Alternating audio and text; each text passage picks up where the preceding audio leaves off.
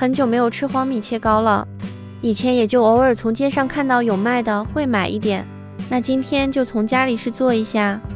准备300克大黄米面，边倒温水边用手搅拌，一定不要一次性加进去。我最后称了一下，大概用了110克的水，再用2只手边抓边搓，因为沾上水的地方会形成一个面疙瘩，需要给它全部搓开。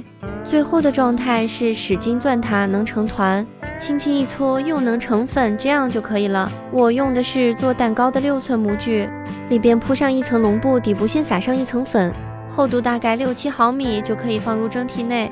上锅蒸15分钟，蒸好后上面铺上一层煮熟的红豆，这个红豆就是用电饭煲蒸熟，放上白糖搅拌一下就行，上边再撒上一层粉，用筷子扎几个洞，继续上锅蒸15分钟。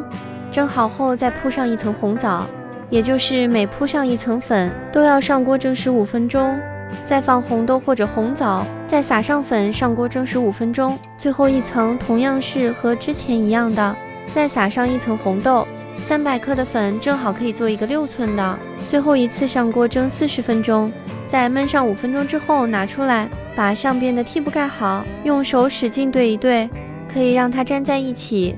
从模具里面拿出来，上边再压上一盆水，静置1到2个小时。通过上边压上重物，可以让它的口感更加瓷实。去掉屉布，一切2半。如果感觉它的厚度不够，那就2层摞起来。